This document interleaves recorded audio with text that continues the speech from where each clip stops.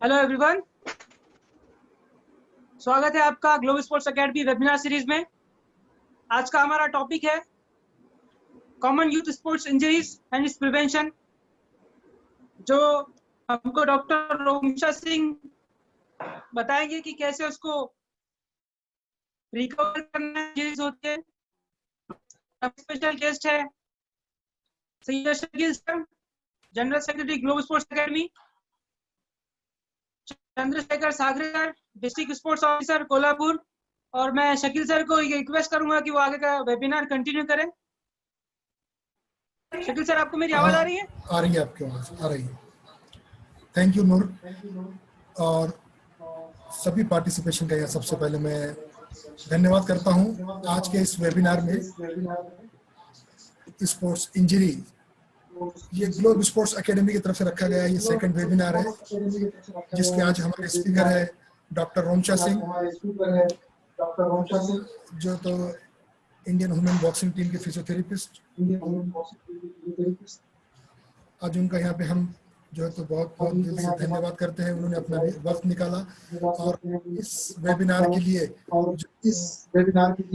जो इंजरीज आजकल जो है तो प्लेयर्स को इंजरीज बहुत ज़्यादा हो जाती है कम एज के अंदर, उन्हें अपने आप को ध्यान नहीं देता और उसकी वजह से वो जो तो उसको फील्ड छोड़ना पड़ती है। अगर उसको इंजरी समझ में नहीं आई तो उसके ऊपर उन्हें फोर्स करता है और उसके बाद में जैसे जैसे वो जो भी इवेंट में खेलता है तो उसको प्रिपेयर नहीं करता, उसका ध्यान नहीं रखता, तो वो उसके लिए बाद में उसको इतना घातक बन जाती है कि उसको वो गेम से, जो भी गेम में उन्हें पार्टिसिपेट करता है उससे उसको रिजाइन देना पड़ता है, ग्राउंड से उसको ग्राउंड छोड़ना पड़ता है।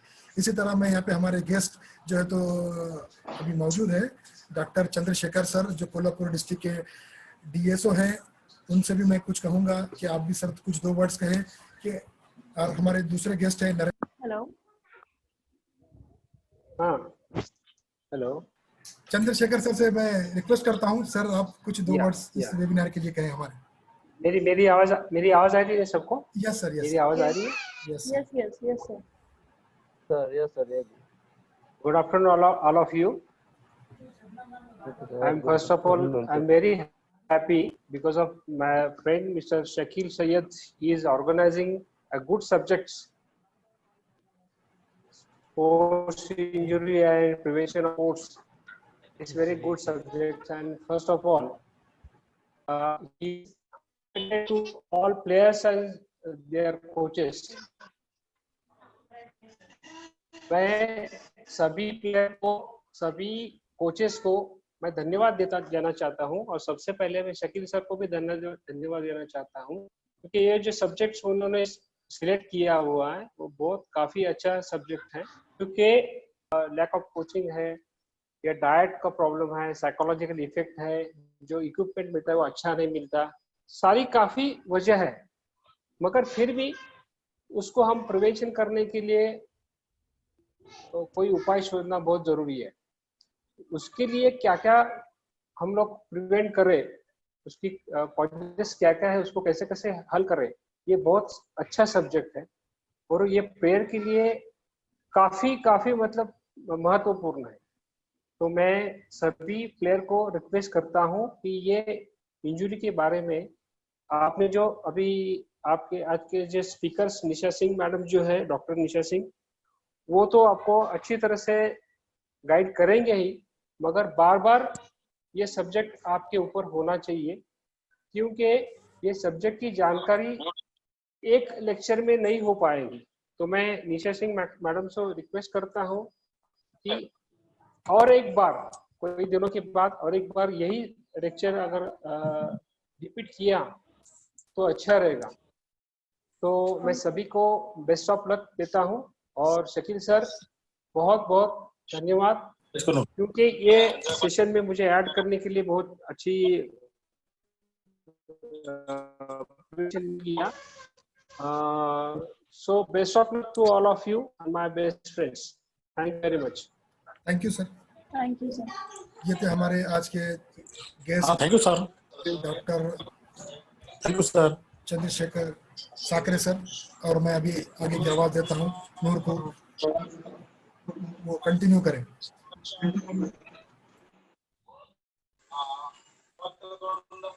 मैच कंटिन्यू कीजिए आप।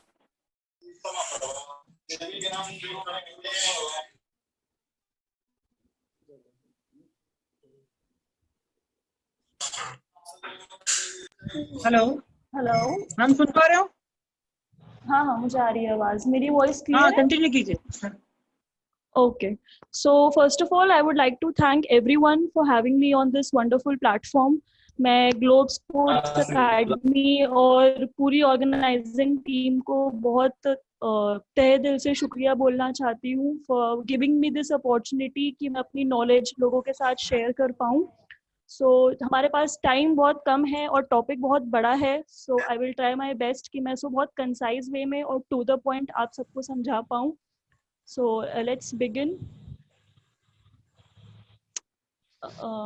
आपको स्क्रीन विजिबल है सबको?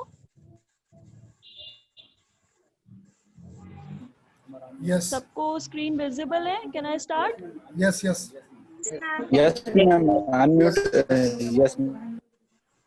Great. Okay, okay, तो ma'am. हमारा टॉपिक है common youth sport injury.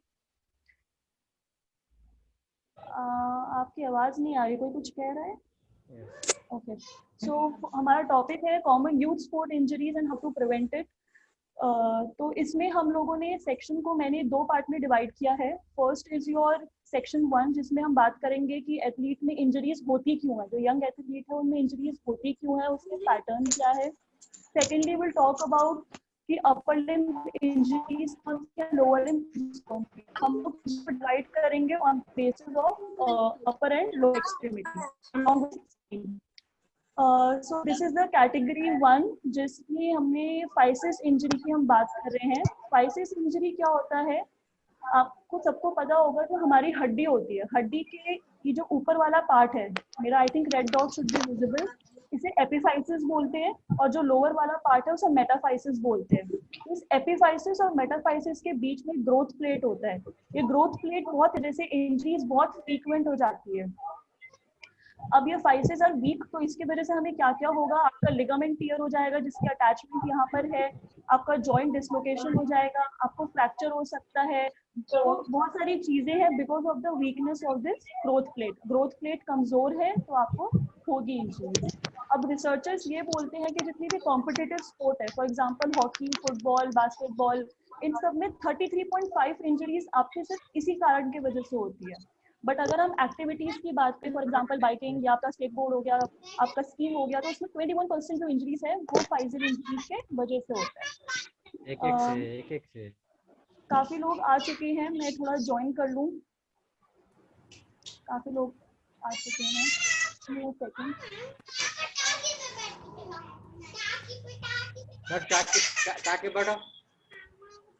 Shakeel sir, एक रिक्वेस्ट है, बाकी लोगों को थोड़ा म्यूट करें, क्योंकि बाकी लोगों का आवाज जो आता है इसकी वजह से लेक्चर स्पीकर्स को थोड़ा डिफिकल्टी आती है।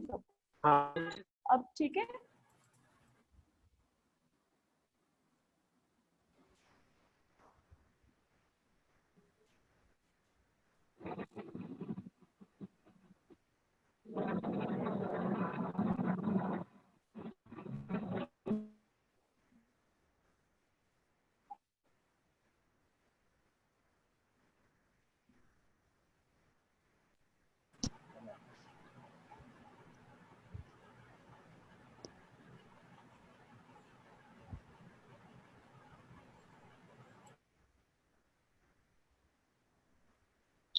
We can't hear you.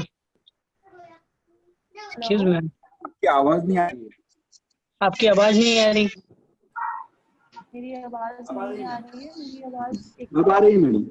अब आ रही है आवाज? हाँ, आ रही है। Yes, ma'am. Yes.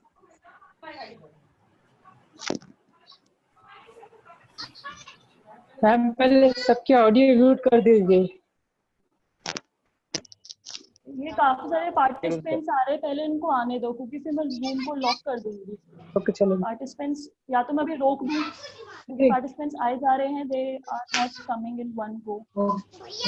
ओके, उनको ज्वाइन कर लो। Participants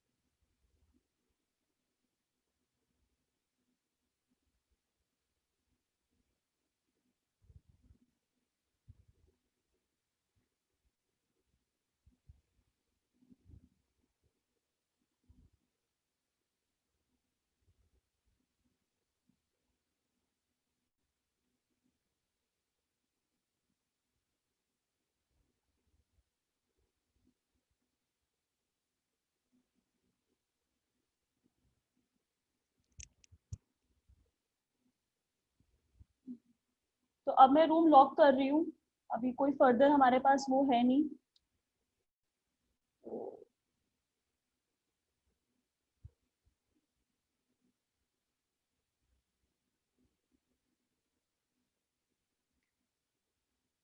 So first is your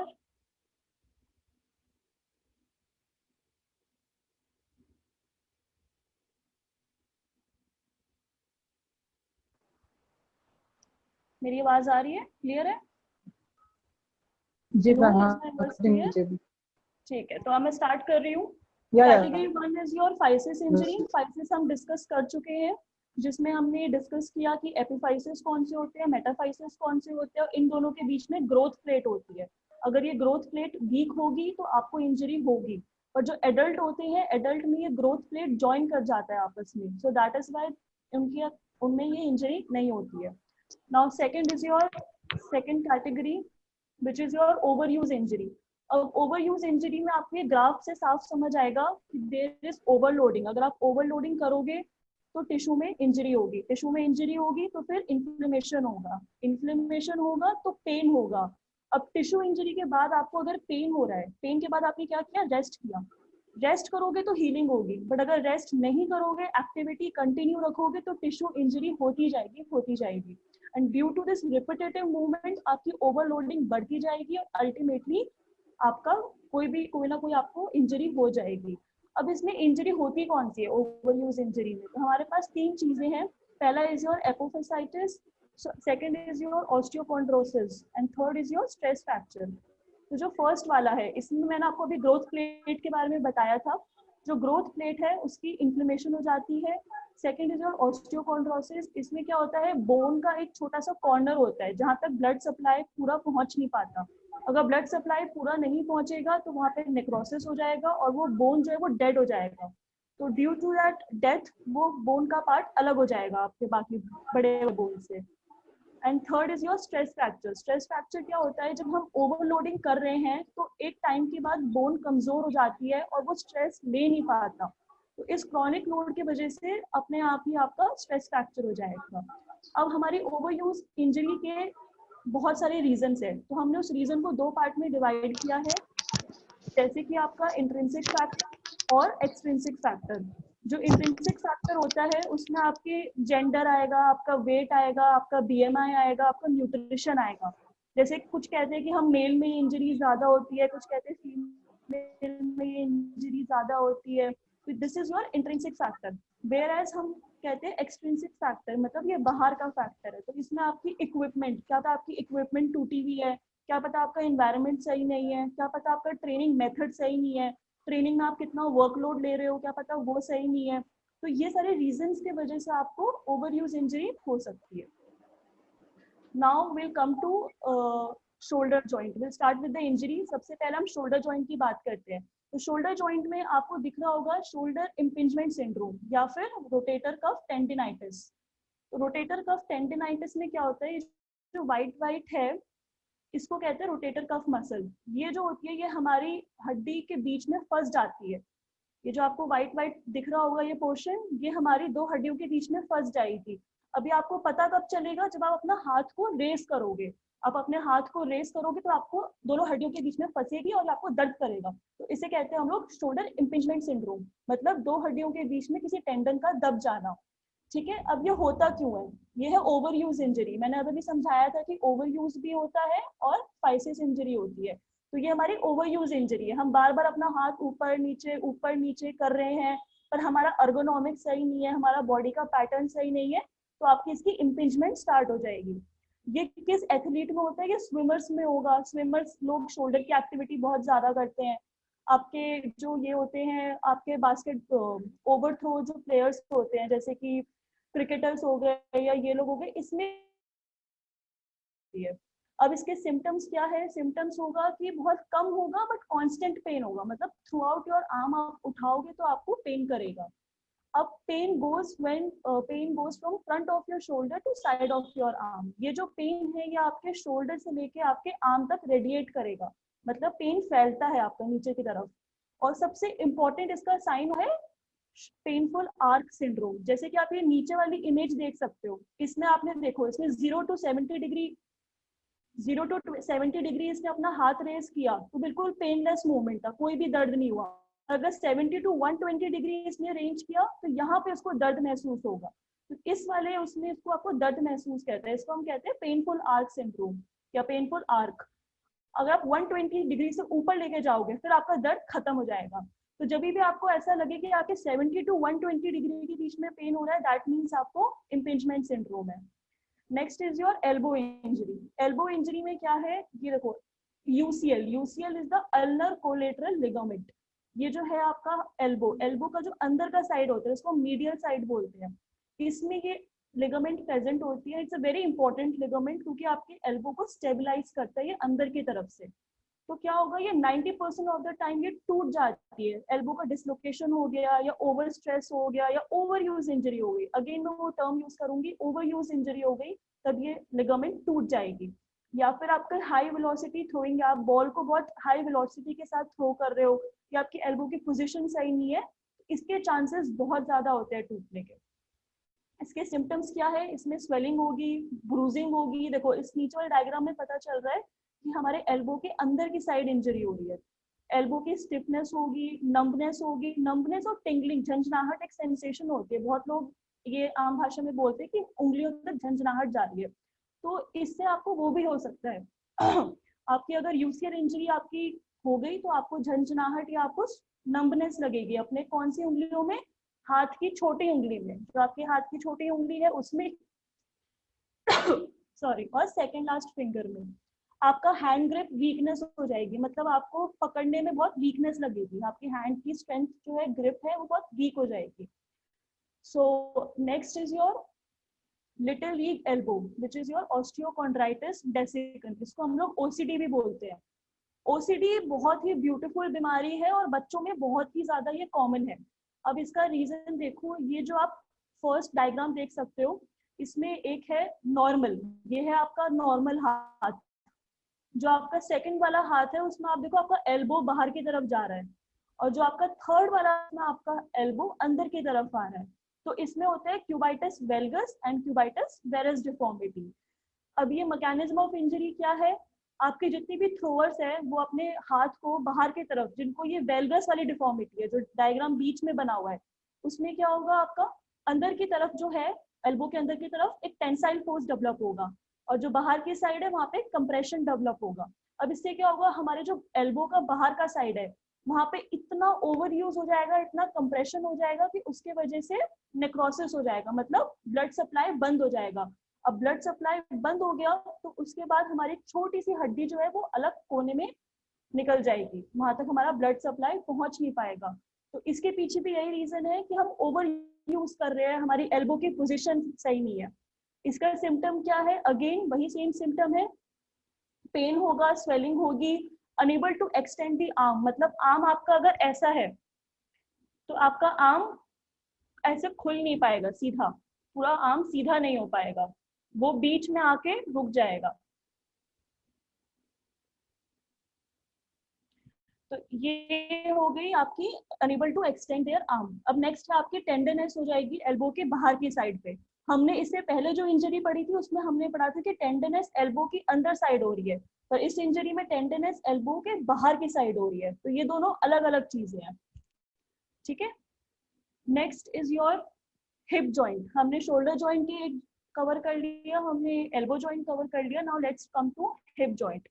hip joint जो है ये बहुत कॉमन चीज है, जैसे कि मैं एग्जांपल देती हूँ, हमारा जो ये है हिप फुटबॉलर है ये, सपोज पर मैंने एग्जांपल एक लिया है, मैंने सबसे पहले एपिफाइसिस की बात करी थी। एपिफाइसिस में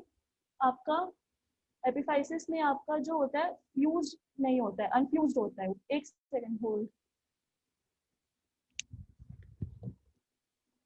हेलो,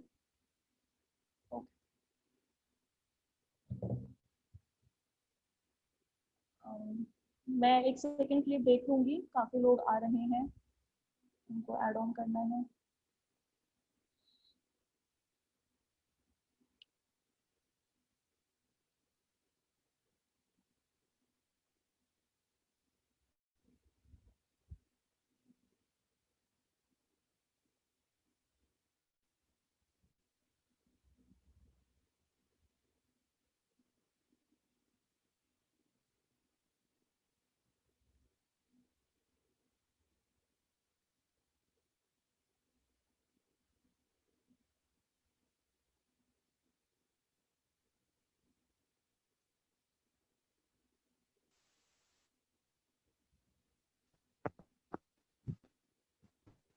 का डिस्कशन मेरे पास जितने भी है मैंने कर लिए यार।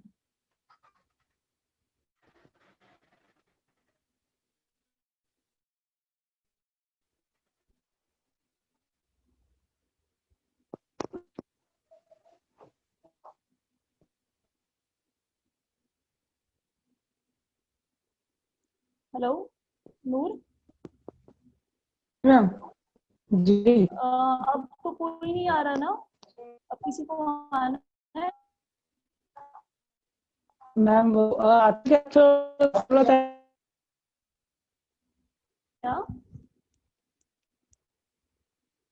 किसी को आना है?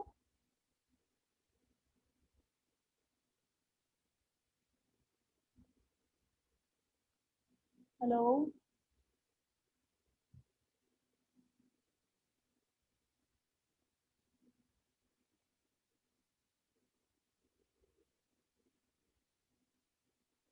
so I'll get back to my presentation.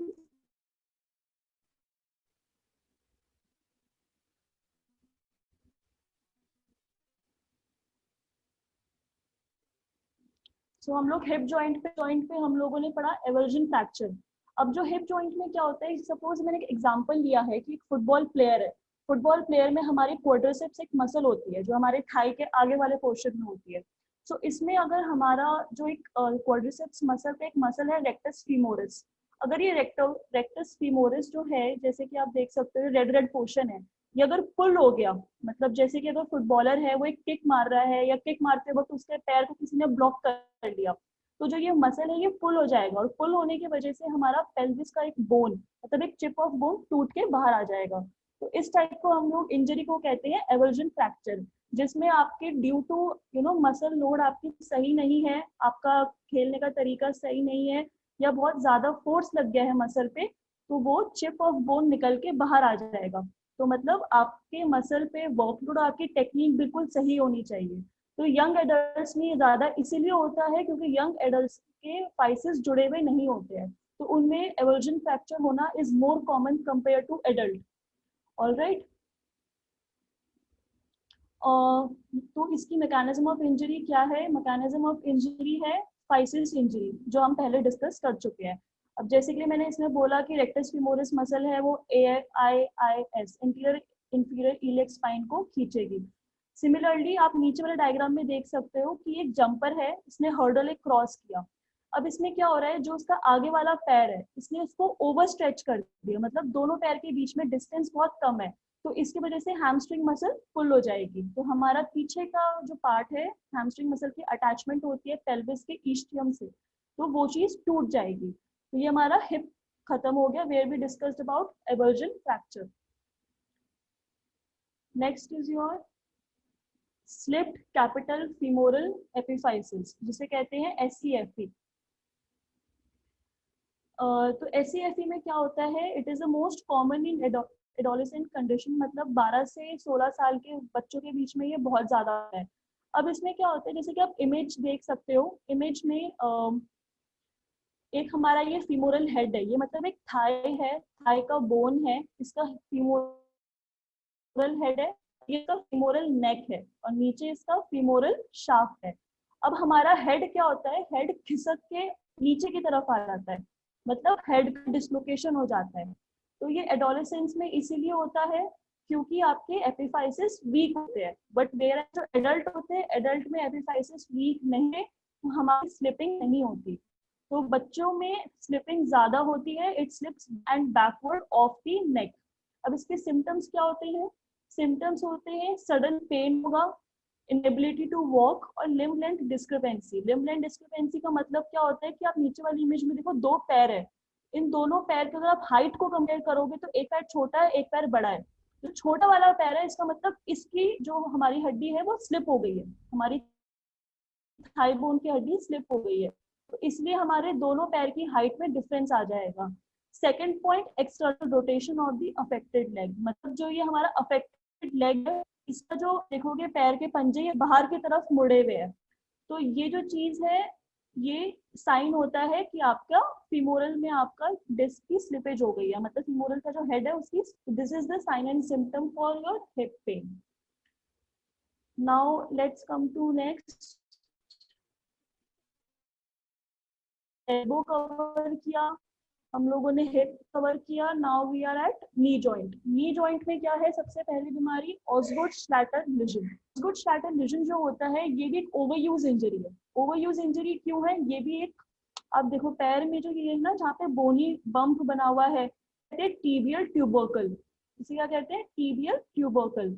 तो टीबियल ट्यूबरकल क्या होता है, ये आपके ग्रोथ प्लेट को कवर करता है। यंग एडल्ट में जो ग्रोथ प्लेट होते हैं उन्हें कवर करता है।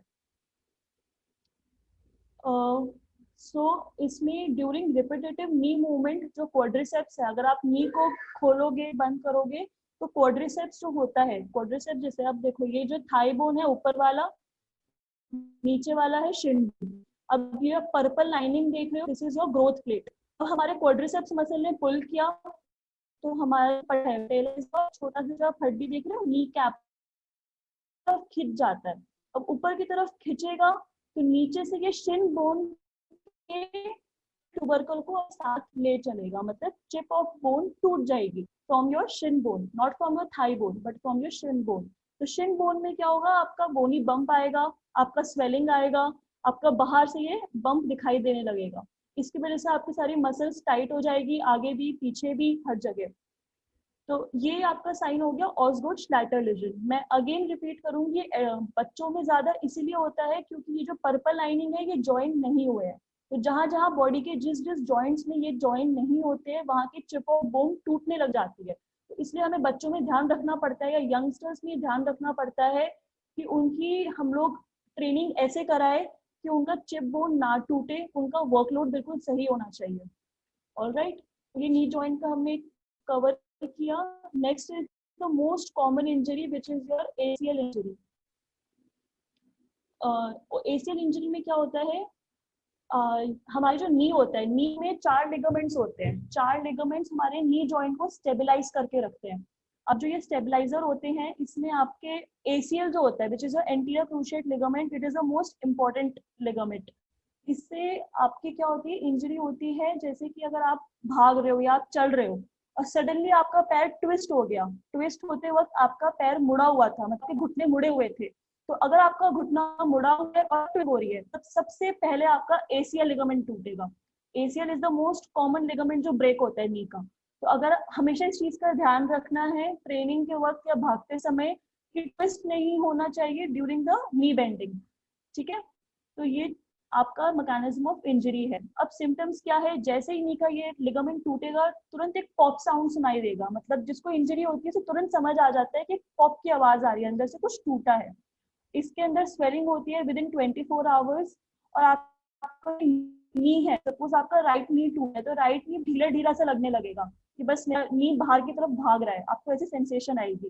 तो ये जो चीज है ये 2-4 सिम्टम्स है। ये किस स्पोर्ट्स में होगा, फुटबॉलर्स में ये बहुत होता है, सॉकर में ये बहुत होता है, इनफैक्ट आपके जो ये फ्लोर बॉल स्पोर्ट है इसमें बहुत ज्यादा होता है क्योंकि हमारे नी की ट्विस्टिंग बहुत ज्यादा हो रही है।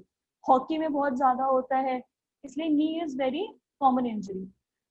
Now will come to ankle joint. Ankle joint में क्या है, ये आपका नीचे आप हील देख रहे हो जिसपे रेड कलर का मार्क है। तो यहाँ पे हील में आपका एक सेकेंड, हाँ, जहाँ पे आप ये काफ मसल देखो, ये जो पीछे की तरफ है ये हमारा काफ होता है। इस काफ का इंसर्जन होता है हील के इस पोर्शन में। तो यहाँ पे हमारा एक्लिस टेंडन जॉइन होता है। अब जो बच्चे होते हैं, जो एडोलेसेंस होते हैं, जो मैंने कहा कि उनका नीचे आप डायग्राम में देख सकते हो, ये एपिफाइसिस है, ये जॉइन नहीं होते हैं, ये थोड़े से वीक होते हैं। तो जैसे ही आप रनिंग कर रहे हो, भागने वाला काम कर रहे हो, जितनी भी एथलेटिक्स होते हैं, जो मैराथन रनर होते हैं, जो ऐसे बच्चे होते हैं, उनके जो पैर पंजे होते हैं वो ऊपर नीचे करते हैं। इसकी वजह से रिपीटेटिव इंजरी होती है, ओवरयूज इंजरी होती है, टेंशन जो जाता है, मतलब आपका कैल्केनियम है जो बाहर आ जाएगा। तो इस वाली बीमारी को हम लोग कहते हैं सीवियस एपोफिसाइटिस। मतलब हमारी कैल्केनियम जो हमारी हील की हड्डी है, पैर की हड्डी है, हील है हमारा, वो टूट के चिप इसकी बाहर आ जाएगी। इसमें सबसे ज्यादा सिम्टम क्या होता है, हमारी काफ मसल जो ये ऊपर है, काफ मसल, इसकी टाइटनेस होगी, ये वाली मसल बहुत टाइट होगी। और उसके साथ साथ आपका पैर का डॉर्सिफ्लेक्शन मूवमेंट होता है जिसमें हम कहते हैं कि पंजा हमारा ऊपर की तरफ जा रहा है। ये हमारा डॉर्सिफ्लेक्शन है और ये हमारा प्लांटर फ्लेक्शन है। तो जो हमारा डॉर्सीफ्लेक्शन मूवमेंट होता है वो रुक जाता है इसके वजह से। ये किन किन उसमें बीमारियों में होता है, किन किन एथलीट्स में होता है, ये जंपर्स में होता है, रनर्स में होता है, मैराथन रनर्स में होता है, इन सब में ये बहुत कॉमन है। तो अगर आप बच्चों को आप करा रहे हो, कोई भी ये जो रनर्स है उनको ये चीज प्लीज पहले से इन्फॉर्म करो कि ये वाली फाइसिस जो है ये बहुत कॉमन पॉइंट है आपका टूटने का, ब्रेक होने का। तो उनको इस चीज के ध्यान रख के उनको ट्रेनिंग करानी चाहिए। Now next is your lateral ankle sprain. Lateral ankle sprain I think athletes को भी होगा, नॉर्मल हेल्दी एडल्ट्स को भी होगा, बच्चों को भी होता है, बूढ़ों को भी होता है। ये बहुत ही कॉमन इंजरी है जो लोग जानते ही नहीं है कि इसमें एक्चुअली हो क्या रहा है। सो लेट्स अंडरस्टैंड कि इसमें हो, आप देखते हो कि ये पैर है, हमारा पैर अंदर की तरफ ट्विस्ट हो गया। तो जो बाहर की साइड हमारे ना दो बहुत इंपॉर्टेंट लिगामेंट होते हैं। First is your ATFL. ATFL full form is anterior talofibular ligament. ये जो है ये लिगामेंट आपकी ब्रेक हो जाती है इसमें। और इसके साथ साथ एक और लिगामेंट होती है कैल्केनियोफिब्युलर लिगामेंट। तो ये दो लिगामेंट सबसे इंपॉर्टेंट होती है। और जो एटीएफएल होता है वो वीकेस्ट लिगामेंट होता है हमारे एंकल का, सबसे कमजोर लिगामेंट होता है हमारे एंकल का। तो सबसे जल्दी हमारा ये वाला लिगामेंट ब्रेक हो जाएगा। अब ये क्यों होता है? क्योंकि हम लोग इन्वर्ट करते हैं, हमारा पैर पंजा हमारा अंदर की तरफ मुड़ जाता है। इसमें हमारी क्या क्या सिम्टम्स है?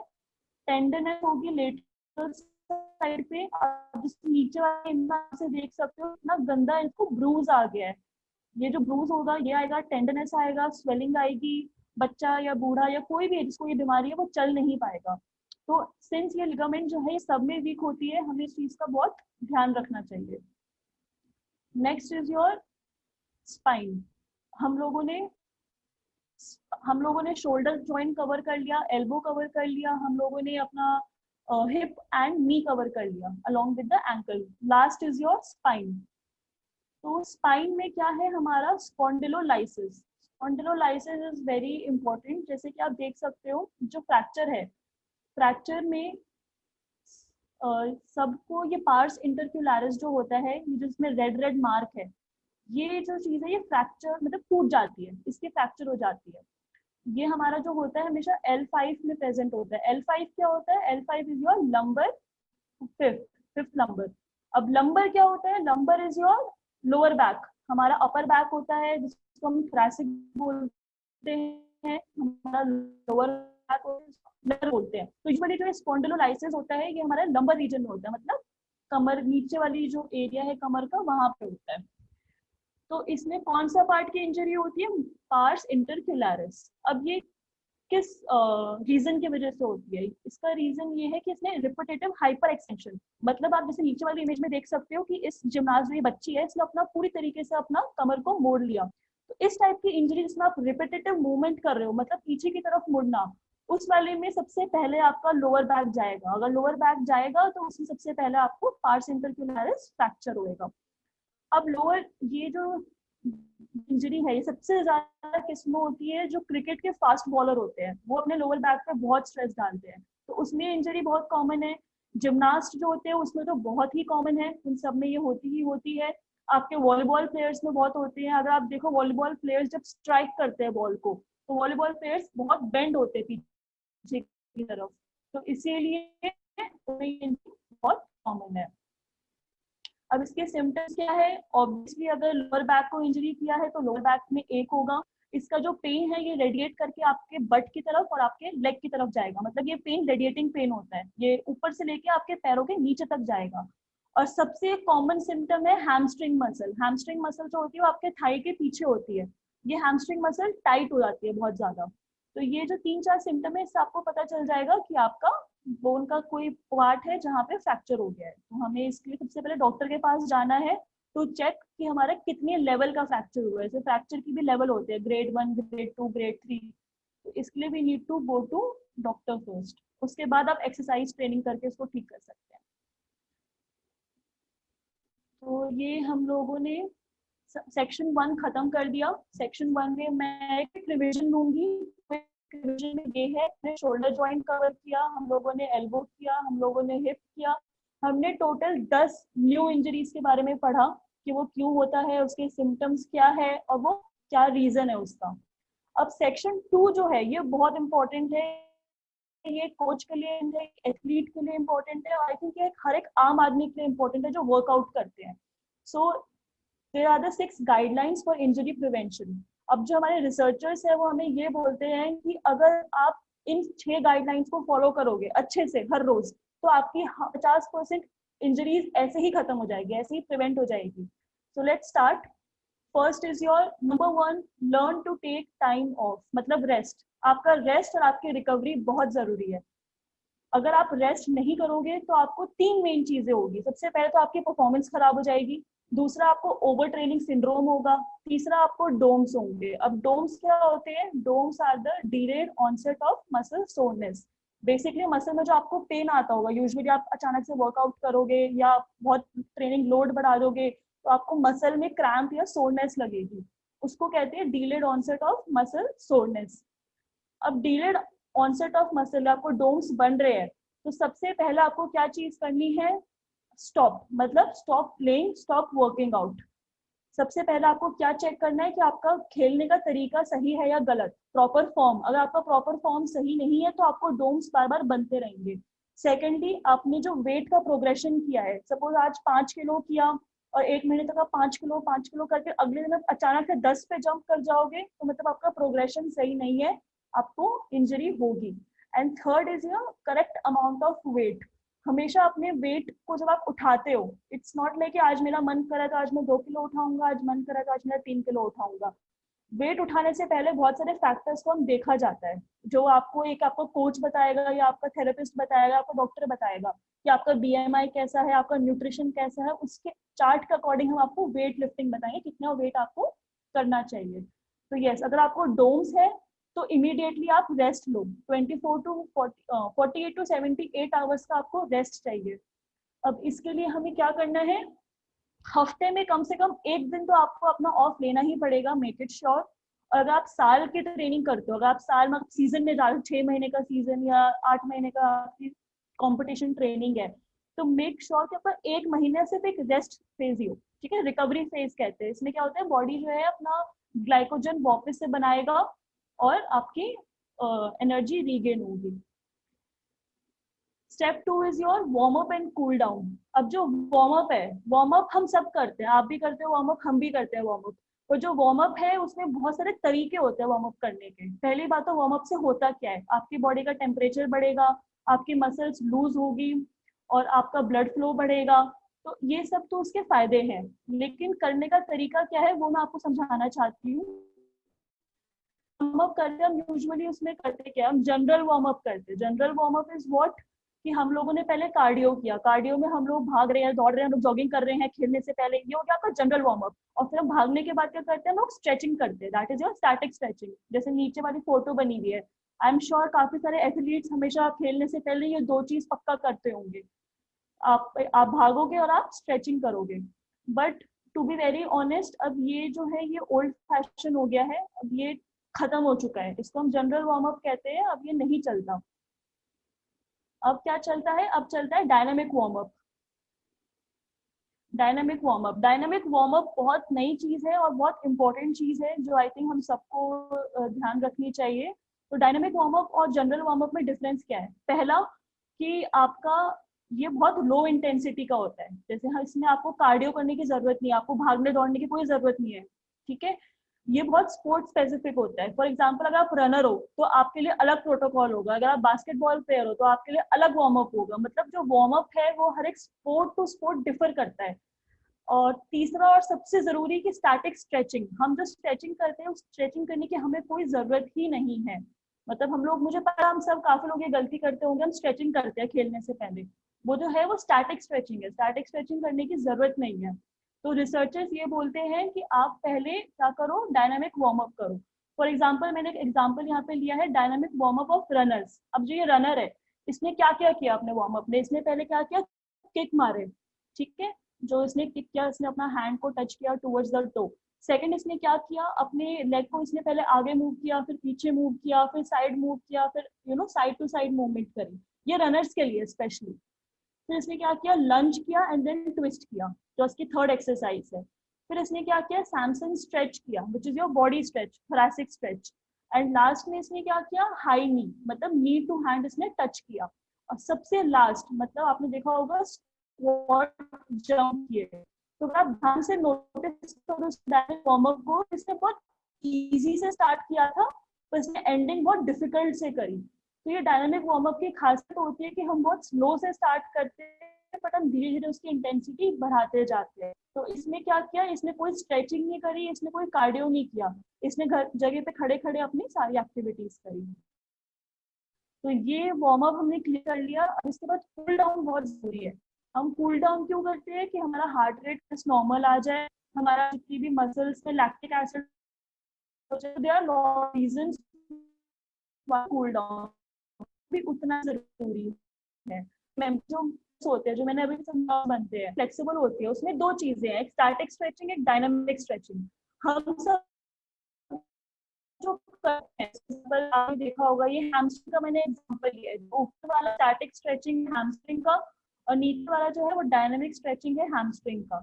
जो ऊपर वाला है उसमें आपने देखा होगा जो इसने अपने पैर को पकड़ रखा है फ्रॉम और band and she is pulling it. तो इसमें क्या होता है, स्टैटिक स्ट्रेचिंग में हम लोग सिर्फ एक ही मसल को टारगेट कर रहे हैं। दूसरी बात, ये बहुत स्टेशनरी होता है, मतलब इसमें रिपीटेटिव मूवमेंट नहीं हो रहा है, आपको पैर को रोक के रखना पड़ रहा है। तीसरा, हम लोग हर मूवमेंट को 30 सेकेंड्स के लिए होल्ड करते हैं या 40 सेकेंड्स के लिए होल्ड करते हैं। ये जो स्ट्रेचिंग होती है, जो स्टैटिक स्ट्रेचिंग होती है, ये स्टैटिक स्ट्रेचिंग हमेशा अपने मैच खत्म होने के बाद करो, मैच खत्म होने से पहले नहीं बात करना होता है। Next is your dynamic warm up. Dynamic warm up आपने नीचे वाला देखा होगा, ये भी हैमस्ट्रिंग के लिए। इसमें क्या होता है, सारे मसल ग्रुप इन्वॉल्व होती है। जैसे पहले वाले में एक मसल ग्रुप थी, इस वाले में बहुत सारे मसल ग्रुप इन्वॉल्व होती है। सेकेंडली एक एक्टिव मूवमेंट होता है, मतलब आपकी बॉडी खुद से परफॉर्म कर रही है, आपको बाहर से कोई बैंड लेने की जरूरत नहीं है या कुछ लेने की जरूरत नहीं है, बॉडी से परफॉर्म कर रही है। तीसरा, ये बहुत रिपीटेटिव मूवमेंट होता है। फॉर एग्जाम्पल, आपका पैर ऊपर नीचे जा रहे हैं, तो it is controlled repetitive movement. इसकी खास बात क्या है कि ये जो है ये हम वर्कआउट या अपने मैच से पहले करते हैं। तो डिफरेंस क्या था, स्टैटिक हम लोग मैच के बाद करते हैं और डायनेमिक हम लोग मैच से पहले। स्टैटिक में हमारा बहुत लंबा हम लोग रोक के रखते हैं मसल ग्रुप को, डायनेमिक में हम लोग रोक के नहीं रखते, बस ऊपर नीचे रिपीटेटिव मूवमेंट होती है हर मसल। ठीक है, I hope this is clear. हमने वार्म अप डिस्कस, हमने फ्लेक्सिबिलिटी डिस्कस किया और हमने recovery discuss. Fourth is your fuelling your body. Fuelling मतलब हाइड्रेशन, फ्यूलिंग मतलब न्यूट्रिशन। आप कितना पानी कंज्यूम कर रहे हैं, आपको डिजीज, आपको हेडेक लगेगा, ये सब माइल्ड डिहाइड्रेशन के सिम्टम है। लेकिन अगर आपको सीवियर डिहाइड्रेशन हो गया, मतलब पानी की बहुत ज्यादा कमी हो गई, फिर आपको क्या होगा, मसल में क्रैम्प बनने शुरू हो जाएंगे। ये भी मसल सोने से मसल क्रैम्प भी डिहाइड्रेशन की निशानी होती है। आपकी स्वेटिंग कम हो जाएगी, यूजुअली स्वेट ज्यादा होती है, खेलते हो तब बॉडी डिहाइड्रेटेड है, स्वेटिंग भी कम होनी शुरू हो जाएगी। आपको वीकनेस आएगी, आपका सिर घूमने लगेगा, आपको वॉमिटिंग आएगी। तो आपको वॉमिटिंग, नोजिया, ये सब सीवियर डिहाइड्रेशन की निशानी है। बट जो माइल्ड डिहाइड्रेशन है उसमें बस प्यास बढ़ती है, यूरिन का अमाउंट कम होता है। तो ये दोनों में डिफरेंस है कि आपको डिहाइड्रेशन होगा, आपने पानी ढंग से कंज्यूम नहीं किया। अब जो रिसर्चर्स है वो एक अच्छी बहुत नई बात बताई है रिसर्चर्स ने कि आपका जो मैच का ड्यूरेशन है, फॉर एग्जाम्पल छोटा सा खेल रहे हो आप, 20 मिनट का मैच खेल रहे हो या आधे घंटे का मैच खेल रहे हो, तो उसमें ध्यान रखो कि आपकी इंटेंसिटी, अगर लेस इंटेंसिटी का मैच है तो आप सिर्फ पानी भी पियोगे भी आपकी बॉडी हाइड्रेटेड रहेगी। बट अगर आप लॉन्ग ड्यूरेशन का मैच है या बहुत घंटों का मैच है, 1.5 घंटे का, 2 घंटे का मैच है, तो उसमें क्या करना, उसमें हम रेफर करते हैं कि हम अपने एथलीट को स्पोर्ट ड्रिंक्स पिलाए या जेल या फिर ब्रेड हम सब खिलाए। लेकिन अगर शॉर्ट है तो उसमें आप पानी भी पियोगे, आप ड्रिंक्स नहीं भी पियोगे तो भी आपकी बॉडी फुली हाइड्रेटेड रहेगी। अब जो ये है हमारे रिसर्चर्स, इन्होंने क्लेम किया है कि हाइड्रेशन के लिए क्या क्या पानी का वो होना चाहिए। तो according to American Council of Exercise, वो ये बोलते हैं कि जैसे मैच शुरू होने से 2 या 3 घंटे पहले आपको कम से कम 1.5 लीटर के अराउंड पानी पीना पड़ेगा, मैच शुरू होने से 2-3 घंटे पहले। लेकिन जब वार्म कर रहे हो, जैसे वार्म अप कर रहे हो, तो 0.2 litre of water is enough. 0.2 मतलब 1 लीटर वाटर की भी जरूरत नहीं है। अगर आप मैच खेल रहे हो मतलब एक्सरसाइज, तो हर 20 से 30 मिनट के बाद आप 0.2 to 0.3 लीटर वाटर ले सकते हो। Now fourth and last important, आधे घंटे, मैच खत्म होने के आधे घंटे के बाद आप 0.2 लीटर वाटर पियोगे। तो ये जो टेबल है इससे हमें क्या पता चल रहा है, इससे हमें ये पता चल रहा है कि मैच शुरू होने के 3 घंटे पहले आप आधा लीटर के सबसे ज्यादा पानी पियोगे, बट एक बार मैच शुरू हो गया तो आपको हर 20 मिनट पे थोड़ा थोड़ा थोड़ा पानी कंज्यूम करना है। बहुत सारा पानी घर में कंज्यूम नहीं करना है, मतलब हाफ ग्लास, मतलब 1 ग्लास ऑफ वाटर आपको कंज्यूम करना है ड्यूरिंग द एक्सरसाइज। एक्सरसाइज खत्म होने के बाद भी हम लोग क्या गलती करते हैं, बहुत सारा पानी पी लेते हैं कि अरे खत्म हो गया, मैच खत्म हो गया, बहुत सारा पानी पी लेते हैं, बट वो गलत है। अगर आप 30 मिनट्स तक आप पानी मत पियो, मतलब थोड़ा सा पानी पियो, 30 to 1 आवर के बाद आप जितना मन मर्जी आप पानी पी सकते हो। तो हाँ, वो भी एक टेबल होती है कि हमें कितना पानी पीना चाहिए। Next point is your biomechanics. Biomechanics is very important, knowledge of biomechanics, मतलब आप जो कर रहे हो उसके पीछे साइंस क्या है, उसके पीछे लॉजिक क्या है, उसको करने का तरीका सही है या गलत, वो भी बहुत इंपॉर्टेंट है। तो ये अगर आपको लगता है कि आपको बायोमैकेनिक्स चेक करने, तो सबसे पहले आप अपने थेरेपिस्ट, स्पोर्ट्स डॉक्टर के पास जाओ, वो आपको बताएगा कि करने का तरीका क्या होता है। It is basically a science which will teach you कि what should be the pattern. तो इसमें हमारा क्या क्या पता चलेगा हमें कि ट्रेनिंग का वर्कलोड क्या होना चाहिए, बॉडी का पोजीशन क्या होना चाहिए। फॉर एग्जांपल मैंने यहाँ पे जो स्क्वाटिंग होती है उसका एग्जांपल लिया है। तो ये जो है ऊपर वाली इमेज, इसमें आपको देखो करेक्ट बायोमैकेनिक्स बताइए। अगर आपको स्क्वाटिंग करनी है तो आपका तरीका क्या होना चाहिए, आपके जो फीट है वो थोड़े वाइड होने चाहिए as compare to your hip, मतलब पैर थोड़े ज्यादा खुले हुए होने चाहिए as compare to your hip. Second point, आपके जो टोज है वो 5 से 10 डिग्री बाहर की तरफ मुड़े हुए होने चाहिए।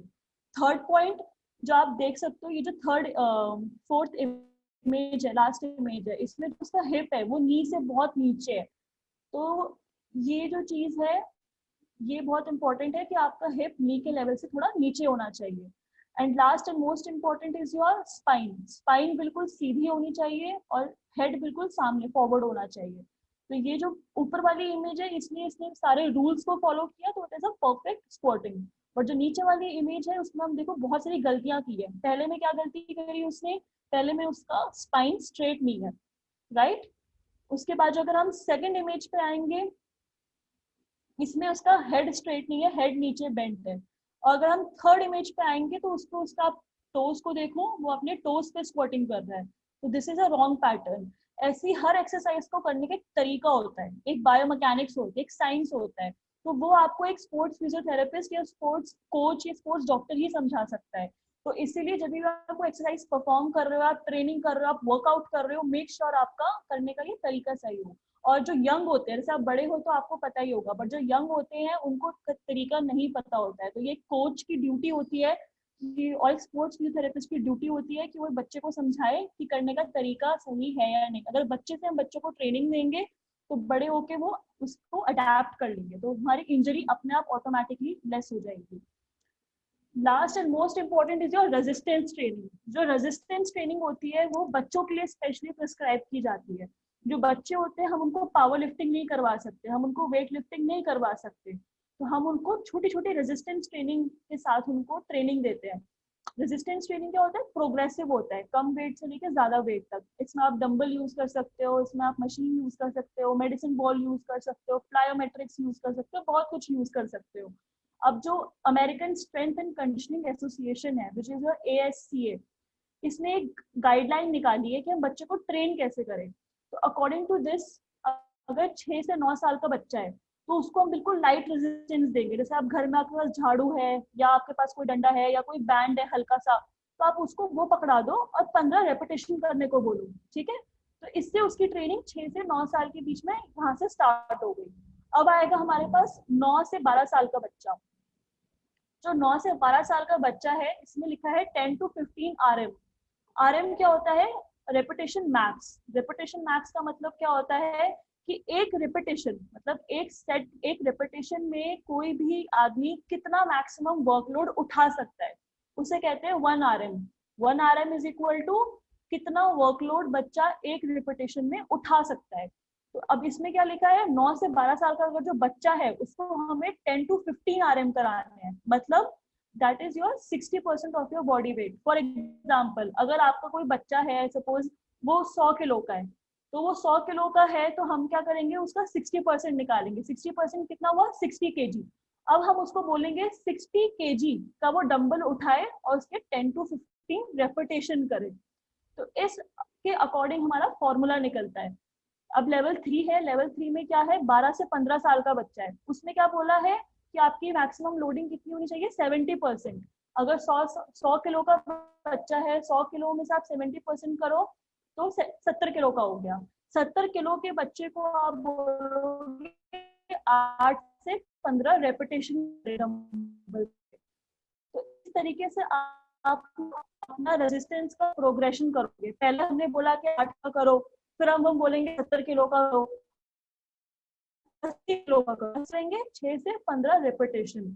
तो जब भी आप रेजिस्टेंस ट्रेनिंग करा रहे हो, हमेशा मेक इट श्योर कि हमारे हम कितनी सेट करवाते हैं और हम कितने वेट का उठा रहे हैं। हम लोग ऐसे ब्लाइंडली किसी का उठा नहीं सकते। आपके हिसाब से, आपके BMI के हिसाब से भी वेट ट्रेनिंग दी जाती है।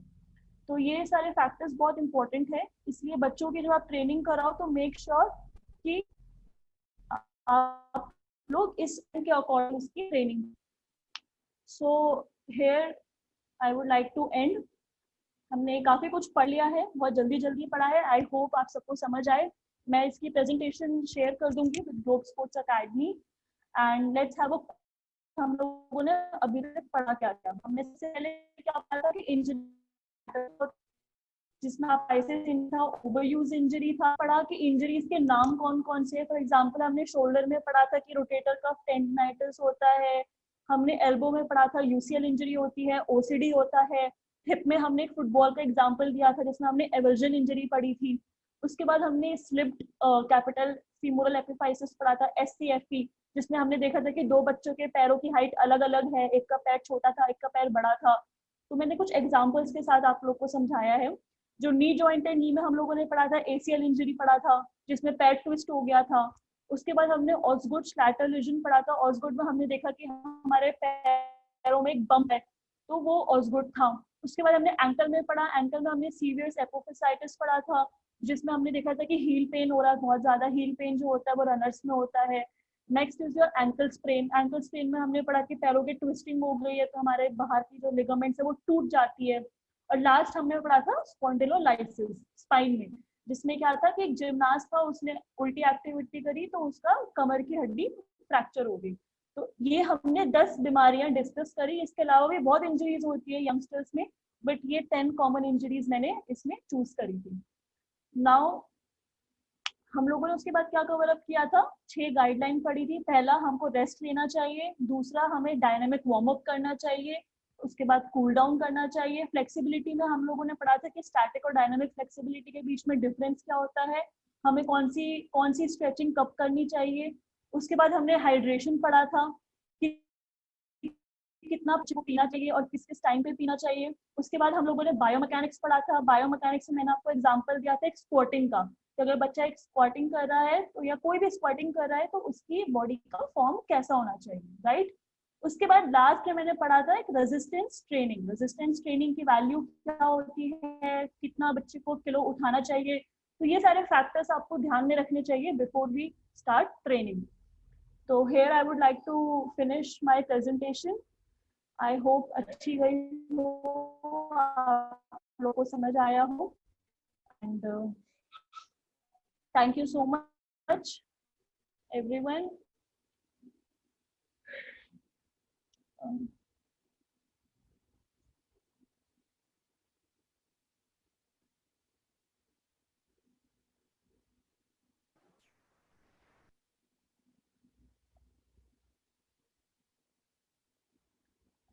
Hello,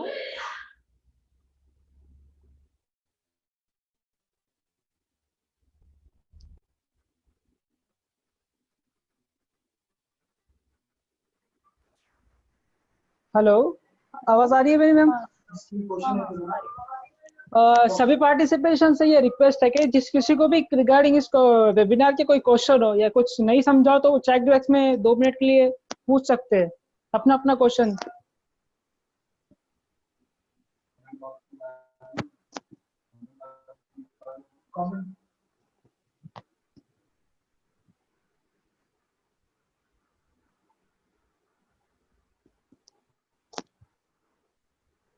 Thank you so much for such wonderful response.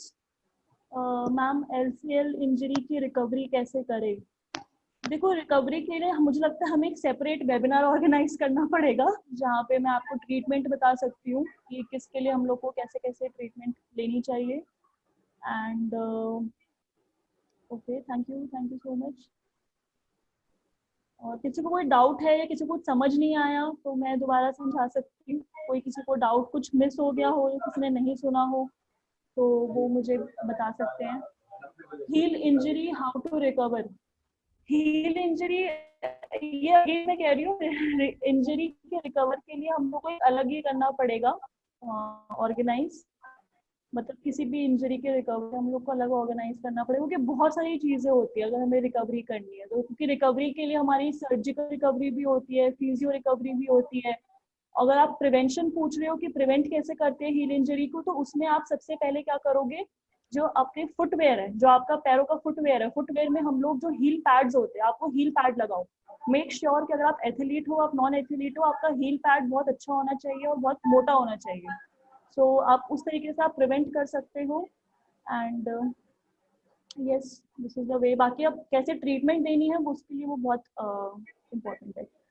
Weight training कब स्टार्ट करें? वेट ट्रेनिंग जैसे कि मैंने कहा कि जो मैंने गाइडलाइन बताई थी उसमें आप 6 साल के बच्चे से आप स्टार्ट कर सकते हो। बट 6 साल के बच्चे को आप कभी डंबल नहीं पकड़ाओगे, 6 साल के बच्चे को आप कोई भी लाइट ऑब्जेक्ट पकड़ाओगे। तो 6 साल की उम्र से आप धीरे धीरे उसकी 10 रेपिटेशन वाली एक्सरसाइज स्टार्ट कर सकते हो। मैम, मेनिस्कस रिकवरी कैसे करें? Meniscal injury, it's a very important, very good question. Meniscus injury कैसे करें? मेनिस्कस जो होता है हमारे नी में होता है, मीडियल मेनिस्कस, लेटरल मेनिस्कस। तो दोनों की इंजरी बहुत कॉमन है, लेकिन आपने अगेन मुझसे वही क्वेश्चन पूछा कि रिकवरी कैसे करें। तो रिकवरी का एक बहुत ब्रॉड ट्रीटमेंट प्लान होता है जो आई थिंक मैं अभी ट्रीटमेंट प्लान यहाँ डिस्कस नहीं कर सकती हूँ।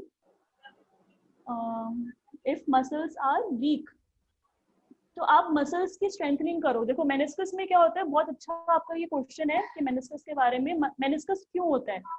हमारे जो मसल्स होते हैं, सपोज हमारे हैमस्ट्रिंग हो गए, क्वाड्रिसेप्स हो गए, आपका इवन जो पेल्विस होता है, आपका कोर होता है, अगर ये काइनेमैटिक चेन कहीं पे टूट गया है, सपोज आपकी कोर वीक है या आपका कोई मसल वीक है, तो उसकी ट्रेनिंग करना बहुत जरूरी है। लेकिन जो ट्रेनिंग, इसका असेसमेंट करना बहुत जरूरी है। तो एज अ प्लेयर आपको नहीं पता चलेगा कि मेरा कौन सा मसल वीक है, कौन सा मसल स्ट्रॉन्ग है। ये चीज आपको एक थेरेपिस्ट या आपको डॉक्टर बता सकता है कि मेरा कौन सा मसल की ट्रेनिंग अभी ज्यादा जरूरी है। तो whenever you want to मतलब चेक आउट कि क्या मसल्स का एमएमटी है या उस ट्रेनिंग की रिक्वायरमेंट है, please contact physio doctor as soon as possible. Is there chance to recover completely from lower back injury? Yes, absolutely, absolutely. हमारे जो lower back injury होती है उसमें आपके जैसे grade 1, grade 2, grade 3 होता है, स्पॉन्डिलाइटिस भी हो सकता है, स्पॉन्डिलोलिस्थेसिस भी हो सकता है। तो ये सारी चीजें होती है, आपके उस पर डिपेंड करता है किस ग्रेड पे। अगर ग्रेड 1 की इंजरी है फिर तो आप फिजियो से ही ठीक हो जाओगे, आप एक्सरसाइज से ही ठीक हो जाओगे। अगर आपकी ग्रेड 2 या ग्रेड 3 की इंजरी है तो फिर आपको क्या करना है, सबसे पहले डॉक्टर के पास जाना है, एक्सरे एमआरआई करवाना है, उससे हम पता लगाएंगे कि एक्सरसाइज जरूरी है या फिर सर्जरी जरूरी है। बट डोंट वरी, सबका प्रॉपर ट्रीटमेंट हो सकता है। Backbone pain, ma'am meniscus recovery के लिए थेराबैंड यूज कर सकते हैं? हाँ, एब्सोल्युटली आप थेराबैंड यूज कर सकते हो, बट थेराबैंड आप खुद से यूज मत करना। थेराबैंड के लिए आपको, थेराबैंड के कलर होते हैं, red colour, yellow colour, green colour. तो वो थेराबैंड जो होता है, वो कलर जो होता है वो आपको एक रेजिस्टेंस का बताता है। तो उसके लिए अगेन फिजियो के पास जाओ, वो आपको फिजियो ही बताएगा थेराबैंड की क्या रिक्वायरमेंट होनी चाहिए। So I hope it's clear. All my doubts are clear. I think हो गया नूर, कुछ क्वेश्चन आ नहीं रहे अभी। जी जी। बस यही है, लोग मेनिस्कस और लो बैक पेन के बारे में पूछ रहे हैं। तो मैम अभी के लिए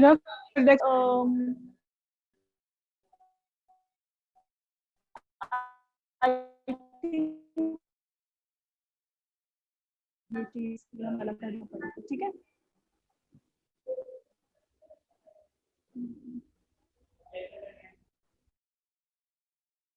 What type of internal injuries occur?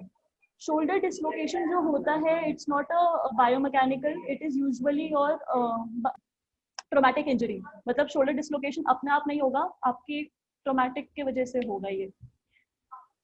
तो झटका लग गया या फिर आपको पीछे से किसी ने धक्का दे दिया। जो आपकी शोल्डर डिस्लोकेशन होती है वो 3 टाइप की होती है, anterior dislocation, posterior dislocation, inferior dislocation. तो इस तीनों डिस्लोकेशन का मैकेनिज्म अलग अलग है, बट ये मैं कहना चाहूंगी कि इसमें इंट्रिंसिक फैक्टर कोई नहीं होता, एक्सट्रिंसिक फैक्टर ही होता है। मतलब बाहर की ट्रॉमेटिक इंजरी से ही होता है यूजुअली ये। लिगामेंट इंजरी एक्सरसाइज से ठीक होगा क्या? हाँ, हो जाए।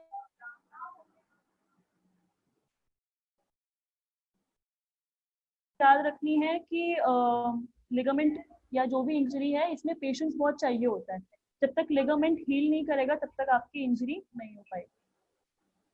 मैम अभी के लिए इतना इनफ है। हाँ, आई थिंक जो नेक्स्ट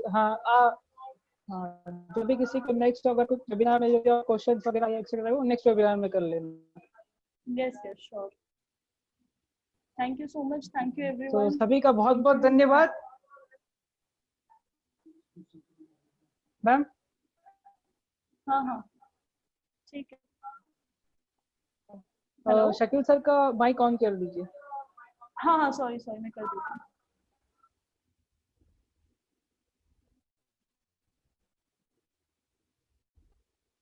एक सेकंड। शकील सर आवाज उनका नाम आती है?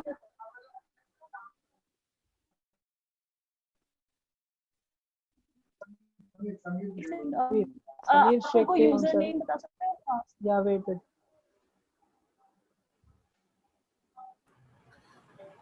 Thank you ma'am. Doctor Ramsha Singh जिसने आज जो इंजरी के बारे में आपको इतने आसानी और इतने इजी गोइंग में जो आपको बताया है, ये हर कोच हर प्लेयर और पीटी टीचर को जानना जरूरी है, क्योंकि जब लोग ग्राउंड में रहते हैं तो ये सब चीजें मालूम है तो उन्हें वही कवर कर सकते हैं प्लेयर्स को। कि यंग बच्चे जूनियर यूथ बच्चे रहते हैं, उन्हें नॉलेज नहीं रहता, जिसकी वजह से वो भी इंजरी को रिकवर करने में काफी प्रॉब्लम आता है। और यहाँ पे हमारे इस वेबिनार में सभी जितने भी लोग जुड़े हैं हमारे साथ, उनका सभी का धन्यवाद करता हूँ। और मैं कोशिश करूंगा कि डॉक्टर रामशा सिंह से रिक्वेस्ट करूंगा कि एक वेबिनार के लिए आप आपका कीमती वक्त निकाले, टाइम निकाले, आप जब भी हमें टाइम देंगे, क्योंकि इतना अच्छा आपने जो समझाया।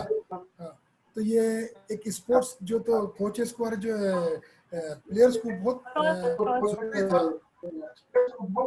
हम आपसे रिक्वेस्ट करेंगे कि आप और जो है तो 1 घंटे का टाइम निकालिए। आप जब भी आप बोलेंगे हम लोग आपको डिजाइन करेंगे उस दिन का वेबिनार।